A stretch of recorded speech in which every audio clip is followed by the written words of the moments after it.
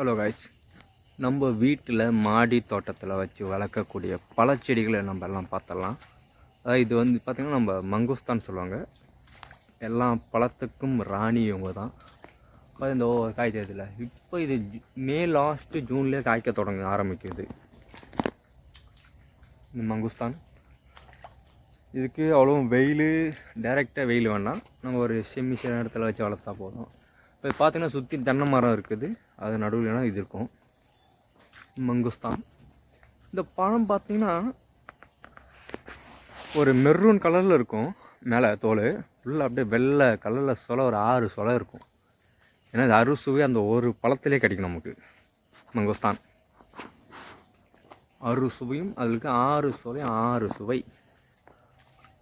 ஒரு அருமையான வீட்டில் வளர்க்கக்கூடிய பழச்செடியில் இது ஒன்று. இது நம்ம வீட்டில் இருக்குது மங்குஸ்தான்.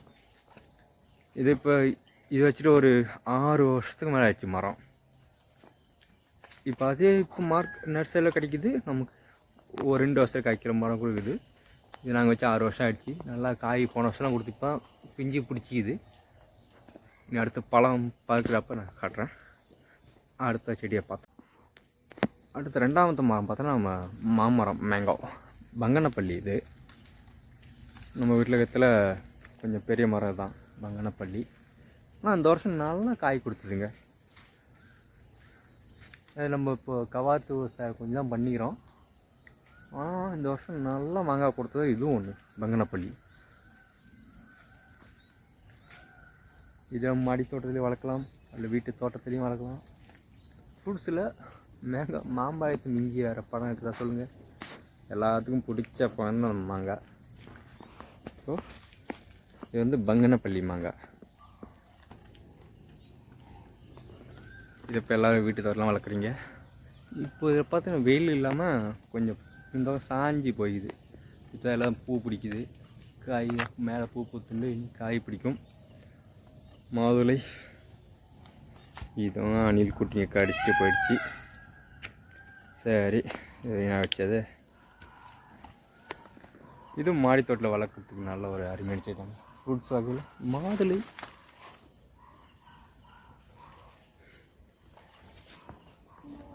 அடுத்தது லெமன், எலுமிச்சப்பழம்.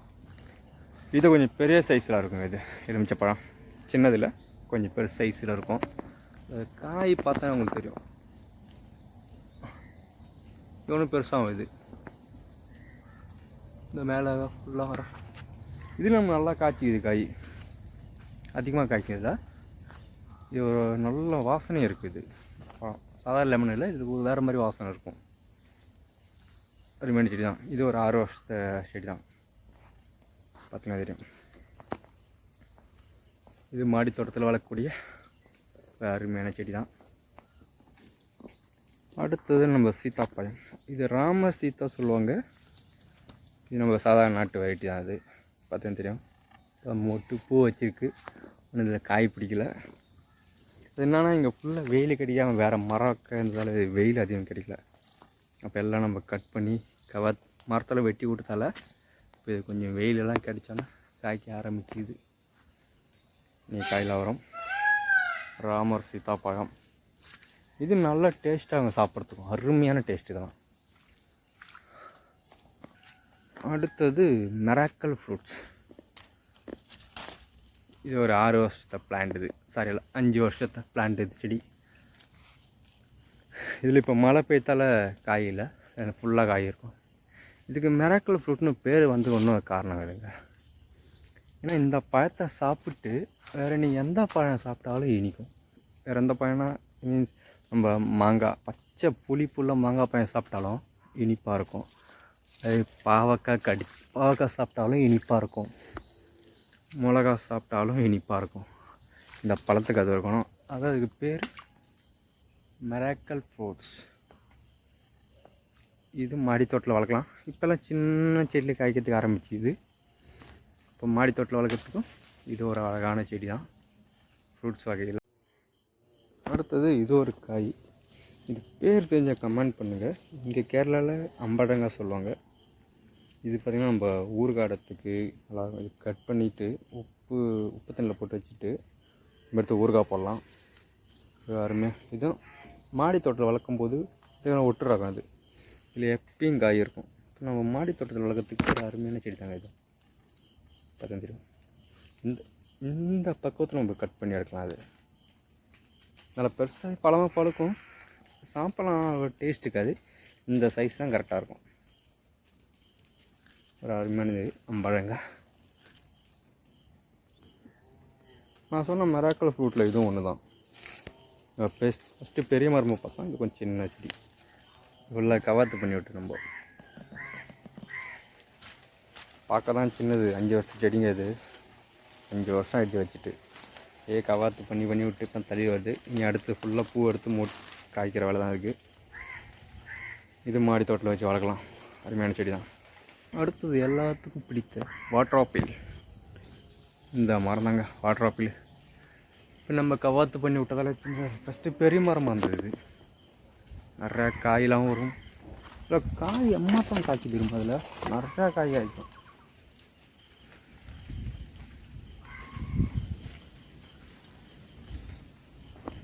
வாட்டர் ஆப்பிள் இதுவும் மாடி தோட்டத்தில் சொல்லலாம். இப்போது ஒட்டு தை அதிகமாக வந்து இதில் ரொம்ப சின்னதாக மாடி தோட்ட க்ரோ பேக்கில் வச்சு வளர்க்கலாம். ஒரு அருமையானது. இதுவும் ஏன்னா பராமரிப்பாலும் செய்ய வேண்டாம்.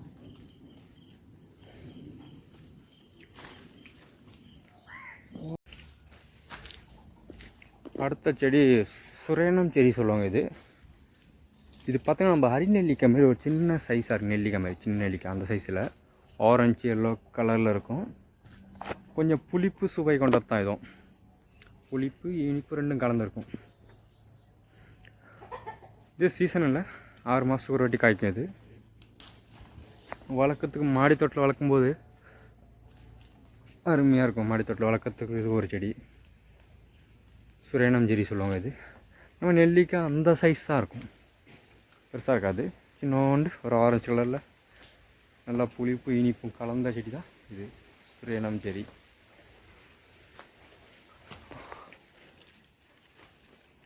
இது வந்து முள்சீத்தாங்க. இது முள்சீத்தா. இது மாடி தோட்டத்தில் வளர்க்கலாம். அருமையான நம்ம இங்கே வெயிலில் தான் நேராக ஆகிடுச்சு மரம் முள்சீத்தா. இது மாடி தோட்டத்தில் வளர்க்கக்கூடிய செடியில் ஒன்று முள்சீத்தா. ஃப்ரூட்ஸ் வகையில் இது ஒன்று. நான் அதுவும் சுரேனம் செடி தான். இது வந்து கொடம்புளி சொல்லுவாங்க இங்கே கேரளாவில். இந்த கொடம்புளி மீன் குழம்புல வைக்கிறதுக்குடி மீன் குழம்புல போட்டு வைப்பாங்க. அதான் இது ட்ராகன் ஃப்ரூட்ஸ். இப்போ நம்ம வீட்டில் செடி பதியம் போட்டுக்கிறோம்.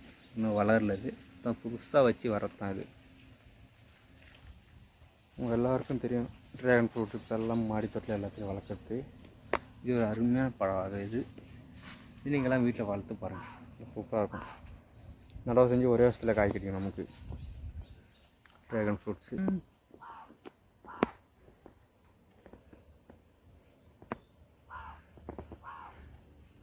இப்போ லாஸ்ட்டாக பார்க்க போகிறது சப்போட்டா. பார்த்தீங்கன்னா 8 வருஷம் மரம் இது. இப்போ மழை பெய்யத்தால் நமக்கு காய் அளவு இருக்கிறதுல நிறையா காய் பூ வச்சு காய் வைக்கும். பார்த்தேன் தெரியும் மேலே ஒரு காய் இருக்கு. சப்போட்டா இதில் பல ரகங்கள் வந்துருக்குது. மாடி தோட்டத்தில் வளரக்கூடிய செடி வகையில் இது ஒரு ஃப்ரூட்ஸ்.